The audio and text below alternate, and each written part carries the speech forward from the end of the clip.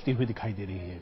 स्वामी अग्निवेश ने कुछ एक बुनियादी सवाल उन तमाम लोगों पर खड़े किए हैं या उन भगवान पर खड़े किए हैं जिनकी पूजा की जाती है। इसलिए प्राण प्रतिष्ठा की वेदों के अनुसार स्पष्ट रूप से परमात्मा की मूर्ति नहीं हो सकती। यजुर्वेद का मैं मंत्र कोट कर रहा हूं, आप मुझे इसका अर्थ बताइए, गलत है क्या? उस स्वरूप की न तस्य प्रतिमा अस्ति यस्य नाम महद्यश। यजुर्वेद कह रहा है की बात आप उस महान परमात्मा की कोई मूर्ति मैं आपको क्षमा चाहूंगा। जहां तक प्रश्न है मूर्ति में प्राण प्रतिष्ठा का, मैं पूरी ताकत से कहना चाहता हूं कोई वेद मंत्र नहीं है जिससे किसी मूर्ति में जो जड़ है, पाषाण है, उसमें प्राण प्रतिष्ठा हो सकती है। ये बिल्कुल निरर्थक है, अंधविश्वास है, पाखंड है। और ऐसा काम करना किसी भी व्यक्ति का, और वो जगतगुरु कहलाएं, ऐसे लोगों के लिए तो बिल्कुल ही ऐसी चीजें गलत है। मैं बड़ी विनम्रता से फिर कहना चाहता हूं, यदि प्राण प्रतिष्ठा आप करने का दावा करते हैं तो बताइए वो वेद का कौन सा मंत्र है जिसके उच्चारण से प्राण प्रतिष्ठा होती है? नंबर 1 वेद। दूसरी बात, उस प्राण प्रतिष्ठित राम की, कृष्ण की या किसी की भी देवता भगवान की मूर्ति प्राण प्रतिष्ठित हो जाने के बाद क्यों नहीं खाना पीना बोलना चलना शुरू करती? जरा प्राणवान होने का थोड़ा सा तो परिचय दे। वो आपने बता दिया वो प्राणवंत हो गई मूर्ति जी। अब उसके बाद आपने लोगों की भीड़ इकट्ठी की और परमात्मा का अवतार पूजो जी, ये कह करके चढ़ावा इकट्ठा करना शुरू किया। ये एक दुकान है, व्यापार है, झूठ है, धोखा है। स्वामी अग्निवेश, मैं कहना चाहता हूँ हमें सनातन धर्म की पावन परंपराओं को याद करते हुए जो आदि शंकराचार्य ने जो मूर्तियां तुड़वाई, उन्होंने जैनियों की मूर्तियों को उन्होंने हटवाया और उन्होंने कहा ये सब मूर्ति पूजा बंद होनी चाहिए। मैं आदि शंकराचार्य का मैं नहीं, महर्षि दयानंद ने जो बयान किया, जो उनका बखान किया है, मैं नतमस्तक होता हूं आदि शंकराचार्य के बारे में। मैं कहना चाहता हूं स्वामी जी, हमारे देश में मूर्ति पूजा नहीं थी। बिल्कुल स्वामी जी, मैं क्षमा चाहूंगा, बीच में आपको रोक रहा हूं। पूजा को ला करके परमात्मा के स्वरूप को जो बिगाड़ा गया है स्वामी जी, इसने हमारे बहुत आदर से मैं आपसे क्षमा चाहूंगा। वैदिक धर्म के ऊपर एक बहुत बड़ा कुठार। स्वामी जी बहुत आदर से आपसे क्षमा चाहूंगा। आपकी बात मैं बताना चाहूंगा। रावत जी, मैं एक सवाल पहले और ले लूं। स्वामी जी, मेरा आग्रह है आपसे, अगर आप अपना जवाब थोड़ा छोटा रखें क्योंकि हमारे पास वक्त बहुत कम है, कई मसलों पर हम चर्चा कर पाएंगे। अगला सवाल मेरा आपसे है जो मैं आपसे बहुत विनम्रता से पूछना चाहता हूं। क्या आज आपको लगता है, चाहे आप राम की बात करें, कृष्ण की बात करें या साईं बाबा की बात करें, इनमें से किसी की भी पूजा नहीं होनी चाहिए? क्या आप ये कहना चाहते हैं कि साईं मंदिरों में आज जो पूजा हो रही है, ये पूजा दरअसल सिर्फ और सिर्फ चढ़ावे की पूजा है? जी, लेकिन ईश्वर की प्रतिमा, परमात्मा की प्रतिमा बता करके वो साईं की मूर्ति की करें तो बहुत ही गंदा, गलत है। और राम और कृष्ण की भी करें तो ये राम और कृष्ण के साथ भी अन्याय है।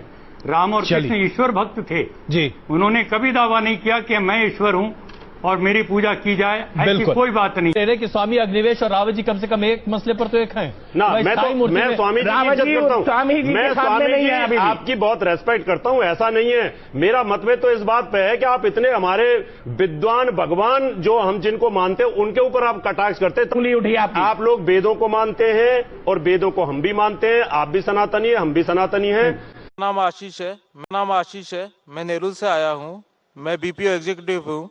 मेरा आपसे एक सवाल है, इस्लाम में हर गुनाह माफ है लेकिन शिर्क की माफी क्यों नहीं है? अगर इंसान कत्ल करता है उसे माफी है, जिना करता है उसे माफी है, लेकिन शिर्क की माफी क्यों नहीं है? मैं साहब का सवाल है कि इस्लाम में सारे गुनाह की माफी है, शिर्क की नहीं। कत्ल करता है माफी है, जिना करता है माफी है, शिर्क की माफी क्यों नहीं? आप कुरान मजीद के बारे में जिक्र कर रहे जो सूरह निसा में है, सूरह नंबर 4 आयत नंबर 48 और आयत नंबर 116। इन दो आयतों में सूरह निसा सूरह नंबर 4 में लिखा है कि अगर अल्लाह चाहे तो कोई भी गुनाह को माफ कर सकता है, लेकिन शिर्क को कभी नहीं माफ करेगा, क्योंकि जो शिर्क किया है वो बहुत भटक चुका है। तो इसमें यह नहीं लिखा है कि अब जिना करेंगे तो माफ करेगा ही, कर सकता है अगर आप तौबा करेंगे तो। अगर आप तौबा करते कि मैंने जिना किया हूं, मैंने कत्ल किया हूं, मुझे माफ कर दे और इंशाल्लाह मैं आइंदा नहीं करूंगा, तो अल्लाह माफ करेगा। उसी तरीके से शिर्क भी, अगर आप शिर्क करते हैं और अल्लाह से माफी मांगते हैं कि मैं अगली बार शिर्क नहीं करूंगा, तो अल्लाह शिर्क को भी माफ कर सकता है। लेकिन शिर्क की हालत में मरेंगे तो माफी नहीं है। आप मुशरिक जैसा मरेंगे। शिर्क करते हुए मरेंगे तो माफी नहीं। अगर आपने शिर्क किया, लाइक आज आप देख रहे हैं, कल भी परसों भी कितने गैर मुस्लिम बुत परस्ती करते थे, शिर्क करते थे, मूर्ति पूजा करते थे, अभी मुस्लिम बन गए। अल्लाह ताला बेशक माफ करेगा। और जिस दिन आप इस्लाम कबूल किए, आपके पिछले गुनाह सारे माफ, आपका स्लेट क्लीन। मैं माशाल्लाह अभी 46 साल का हूं, अच्छे काम करता हूं, इंसान हूं, गलतियां भी करता हूं। आप अगर इस्लाम कबूल करें, आपका स्लेट क्लीन। मेरे तो स्लेट में तो काफी चीज ऊपर नीचे है। अगर आप इस्लाम कबूल करें तो अल्लाह के रसूल फरमाते आपके सारे गुनाह माफ, स्लेट इज क्लीन। तो आप एक साफ सुथरे मुसलमान बनते। इसके बाद हिसाब किताब शुरू होगा करेंगे।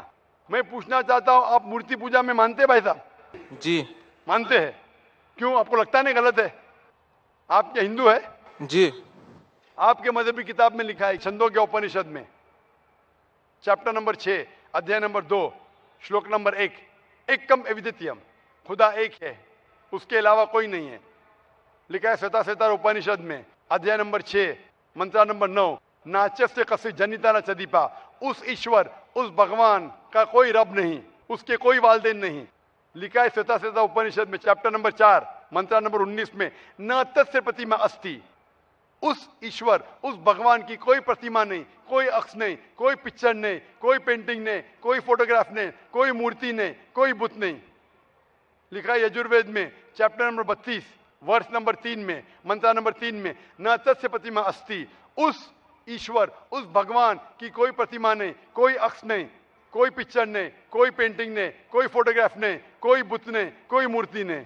तो साफ तौर पे कई जगह आप हिंदू की मजहबी किताब में लिखा है कि मूर्ति पूजा गलत है। तो क्यों आप मूर्ति पूजा करते भाई साहब?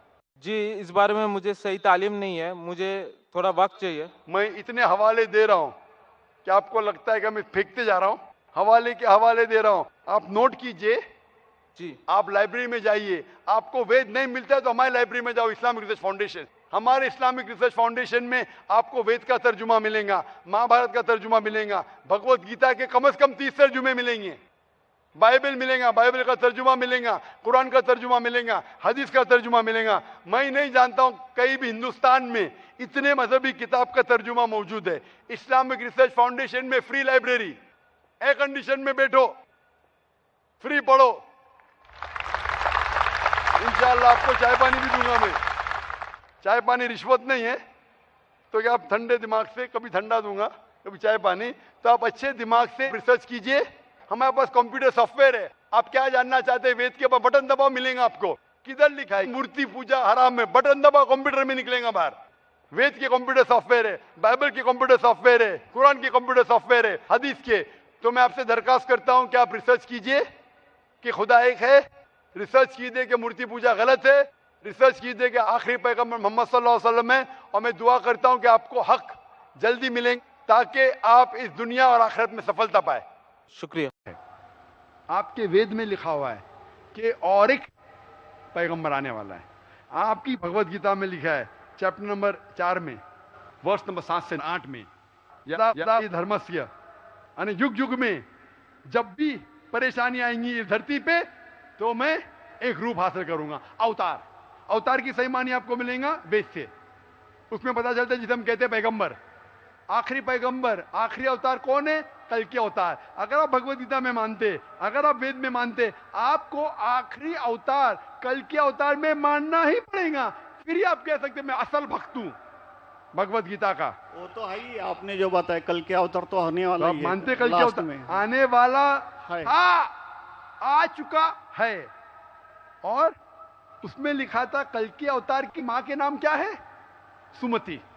सुमति की मानी अमन, अरबी में कहते हैं आमिना। मोहम्मद सल्लल्लाहु अलैहि वसल्लम के वालदा का नाम था आमिना। उसमें लिखा है कल के अवतार, चैप्टर नंबर, अभी हवाला भी दे रहा हूं मैं, टाइम मिल रहा है ना। कल के अवतार, चैप्टर नंबर 2, वर्ष नंबर 5, श्लोक नंबर 5, 7, 9, 11, 15। इसमें लिखा है कि उसके वालिद का नाम है विष्णु यास। विष्णु यास मतलब खुदा का बंदा। अरबी में तर्जुमा करेंगे अब्दुल्ला। मोहम्मद सल्लल्लाहु अलैहि वसल्लम के वालिद का नाम था अब्दुल्ला। उसमें लिखा है वो इसी जगह में पैदा होंगे जो अमन की जगह है। हम मानते हैं कि मक्का एक अमन की जगह है। उसमें लिखा है कि वो उस फैमिली में पैदा होंगे जो उस इलाके के अमीर होंगे। हम जानते हैं कि कुरैश के फैमिली में पैदा हुए थे मोहम्मद सल्लल्लाहु अलैहि वसल्लम। उसमें लिखा है कि वो 12वीं तारीख माधव के दिन पे पैदा होंगे। वो 12वीं रब्बी अव्वल मोहम्मद सल्लल्लाहु अलैहि वसल्लम पैदा है। आगे आप पढ़ेंगे वेद में लिखा है कि उसके 4 करीब दोस्त थे, जिसका मैं जिक्र किया हूं। 4 करीब दोस्त मोहम्मद सल्लल्लाहु अलैहि वसल्लम के थे, जो हजरत अबू बकर, हजरत उमर, हजरत उस्मान, हजरत अली। मैं अल्लाह भी मौल, अल्लाह ताला की रहमत सब पे हो। किसके बारे में जिक्र करें? उनको सबसे पहली जो वही आएंगी वो आएंगी एक गार के अंदर। हम जानते हैं मोहम्मद सल्लल्लाहु अलैहि वसल्लम सबसे पहली वही आए गार हिरा में। फिर वो करेंगे हिजरत, नॉर्थ की तरफ फिर से वापस आएंगे। मोहम्मद सल्लल्लाहु अलैहि वसल्लम हिजरत की मदीना जो नॉर्थ के ऊपर है, फिर से वापस आए। मैं तो 1 घंटा सिर्फ तस्करा कर सकता हूं। मोहम्मद सल्लल्लाहु अलैहि वसल्लम हिंदू धर्म में वक्त नहीं है। मैं ये पूछना चाहता हूं, आप मानते क्या इस कल के अवतार में? आप मानते मोहम्मद सल्लल्लाहु अलैहि वसल्लम आखिरी पैगंबर है? सवाल है। यानी मोहम्मद पैगंबर को आप मानते कि वो आखिरी पैगंबर थे क्या नहीं मानते? वो तो मानता हूं मैं, मुझे मालूम है ना मोहम्मद पैगंबर आखिरी थे मोहम्मदियन में। वो तो मानता ही हूं। मोहम्मदन में ने आपके लिए, सबके लिए है ना। बिल्कुल सही। तो कोई धर्म, कोई एक मजहब का थोड़ी रहता, गुरु तो सबके रहता है। वो एक मजहब का थोड़ी गुरु रहता कि वो एक मजहब के लिए, वो सब मजहब के लिए गुरु रहता, तो मानता ही मैं उसको। बिल्कुल सही। लेकिन ये कहना कि सब मजहब यकसा है हूबहू, ये सही नहीं। यकसानियत है, इसीलिए मैंने कहा यकसानियत पे अमल करो। आप बोलेंगे मैं सब हिंदू चीज पे अमल करूंगा, कई हिंदू जाते बुत परस्ती करने के लिए, आपने करते, अच्छी बात है अल्हम्दुलिल्लाह, इसीलिए मैं आपको कांग्रेचुलेट करता हूं। आप बुत परस्ती नहीं करते, मैं आपको कांग्रेचुलेट करता हूं। मैं कांग्रेचुलेट करता हूं क्योंकि सनातन धर्म बुत परस्ती नहीं करता है। अल्हम्दुलिल्लाह सुम्मा अल्हम्दुलिल्लाह, आप आधे इम्तिहान में सफलता पा गए।